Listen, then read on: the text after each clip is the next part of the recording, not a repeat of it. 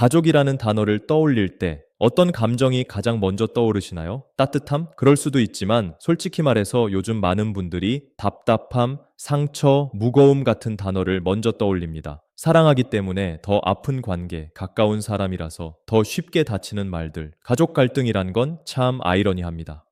멀리 있는 사람의 말은 금방 잊어버리지만 가족이 던진 말 한마디는 마음 깊숙이 박혀 쉽게 빠지질 않지요. 한 성도님이 하신 말이 기억납니다. 목사님, 저는 부모님 말 한마디에 아직도 숨이 턱 막힙니다. 내가 아무리 노력해도 넌 왜 그 모양이냐는 말 한마디가 평생 저를 붙잡고 있어요. 또 어떤 분은 배우자와의 싸움 이후 한 집에 살면서도 일주일 넘게 눈도 안 마주친다고 털어놓으셨죠. 이제는 무슨 말을 해야 할지도 모르겠어요. 다 말하면 싸우게 될 것 같고 참잔이 내가 사라지는 느낌이에요. 그 말들 속에는 지친 마음, 오래된 오해, 그리고 말할 수 없는 외로움이 배어 있었습니다. 우리는 모두 불완전한 존재입니다. 서툴게 사랑하고 잘못된 방식으로 상처를 주기도 하죠. 가족이라는 울타리 안에서조차 우리는 사랑과 미움, 이해와 오해 사이를 반복하며 살아갑니다. 그렇기에 성경에서도 갈등은 예외가 아니었습니다. 요셉은 형제들의 시기심으로 인해 구덩이에 던져지고 결국 낯선 땅 이집트로 팔려갔습니다. 형제들 사이에서 일어난 갈등은 단순한 말싸움이 아니라 인생을 바꾸는 고통이었습니다. 그러나 그 이야기의 끝은 증오가 아닌 눈물의 화해였죠. 나는 당신들을 해하려 한 것이 아니었습니다. 하나님은 그것을 선으로 바꾸사 많은 생명을 구원하시려 하셨습니다. 요셉의 이 말은 단절을 넘어 회복을 향한 하나님의 마음을 그대로 보여줍니다. 가족 안에서의 상처는 가장 안전해야 할 곳에서 입은 것이기에 더 깊고 오래 갑니다. 그리고 그 아픔은 곧 자기 자신에 대한 상처로 이어지곤 하지요. 내가 뭔가 잘못했기 때문일까? 내가 더 참았어야 했나? 그러나 그 모든 질문 앞에 하나님은 우리에게 이렇게 말씀하십니다.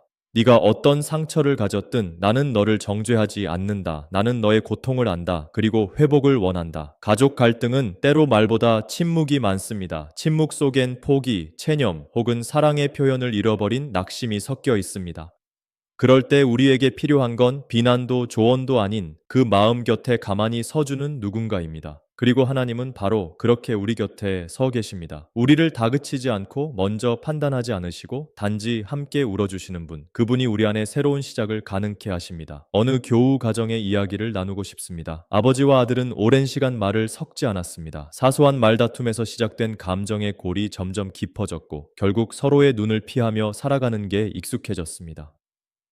그런데 어느 날 아들이 병원에 입원하게 되었고 그 소식을 들은 아버지는 아무 말 없이 병실 문을 열고 들어왔습니다. 말은 없었지만 아들의 손을 한참 꼭 잡고 있었답니다. 그 침묵의 손잡음 하나가 둘 사이에 얼어붙은 시간을 서서히 녹였고 그날 이후 두 사람은 아주 조금씩 그러나 분명히 대화를 시작하게 되었다고 합니다. 회복은 거창한 말이 아니라 그런 조용한 손잡음에서 시작됩니다. 하나님께서는 우리에게 그 손을 먼저 내미시는 분이십니다. 우리의 교만이나 두려움 때문에 용서를 주저할 때에도 하나님은 기다리십니다.